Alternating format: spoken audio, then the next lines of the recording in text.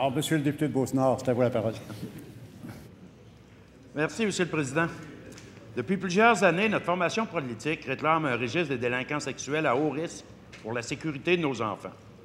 Je vous rappelle que c'est au Québec où l'on connaît la plus forte augmentation des crimes à caractère sexuel.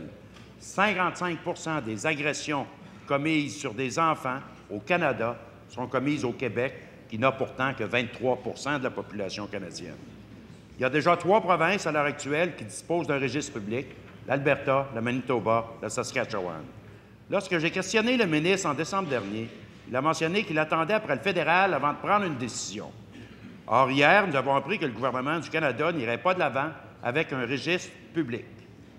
Ma question est simple, Monsieur le Président. Est-ce que le ministre de la Sécurité publique peut s'engager à étudier la proposition de la Coalition Avenir Québec, soit la création d'un registre public des délinquants sexuels dangereux inspiré des autres provinces canadiennes? Monsieur le ministre de la Sécurité publique. Bon, d'abord, je n'avais pas exactement dit, je pense que le collègue de Beauce-Nord a dit que j'étais dans l'attente, simplement pour dire qu'il y a une législation fédérale, effectivement, qui a été adoptée et il fallait savoir ce qu'ils allaient faire avec le règlement. Et je pense que c'est une façon sage de faire les choses que de ne pas dupliquer du travail qui pourrait être fait autrement dans l'ensemble du pays. Sage attitude, je crois. Maintenant, ceci étant dit, bien que je comprenne là, parfaitement que des gens peuvent être préoccupés de la présence dans leur voisinage de gens qui auraient pu avoir commis de tels gestes, là, on comprend ça parfaitement.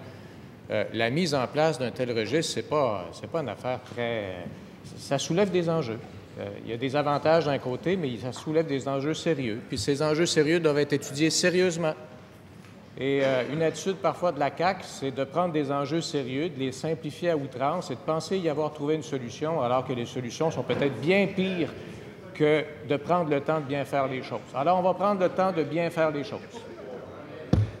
Première complémentaire, Monsieur le député de Beauce-Nord. D'accord avec Monsieur le ministre, c'est des enjeux sérieux. Mais on apprend que des milliers de dossiers de personnel de garderie, de camps de jour, d'école sont en attente de vérification des antécédents judiciaires au SPVM. Ce n'est rien pour assurer les parents qui iront porter leurs enfants dans des camps de jour très bientôt.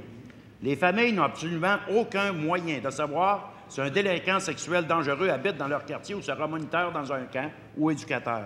Est-ce que le ministre est conscient que le registre est un outil de protection des enfants et des familles au Québec? Monsieur le ministre de la Sécurité publique. Bon, en ce qui concerne le registre, je pense que j'ai déjà répondu qu'il fallait traiter de cette question-là avec tout le sérieux possible, parce qu'il n'y avait pas de solution simple, malgré ce que peut penser le collègue de Beauce-Nord.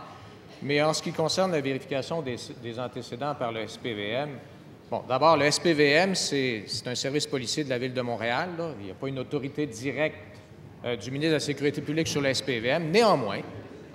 Néanmoins, parce que c'est une question sérieuse, j'ai demandé des vérifications là, à cet effet. Donc, il y a une vérification qui est faite par le ministère et le SPVM a un plan pour prioriser les dossiers qui sont les plus importants, qui pourraient soulever le plus d'enjeux. D'autre part, ils sont en train de former d'autres membres de leur personnel pour... Deuxième complémentaire, Monsieur le député de Beauce-Nord. Le fédéral a dit non pour rendre son registre public. 11 732 données en retard de vérification judiciaire au SPVM.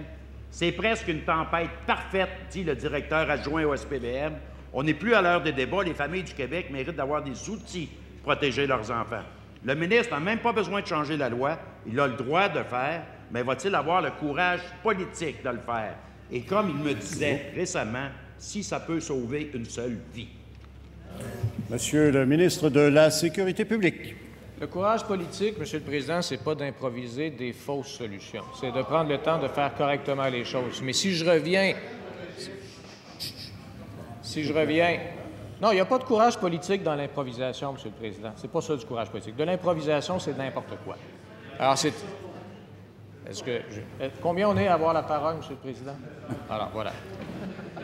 En ce qui concerne le SPVM, c'est une question de priorisation et de ressources. Alors, le SPVM met en place, on m'informe, je n'ai pas une autorité directe sur le SPVM, on m'informe qu'ils ont mis en place un plan de priorisation et qu'ils vont ajouter des ressources pour s'assurer que les retards vont se résorber rapidement.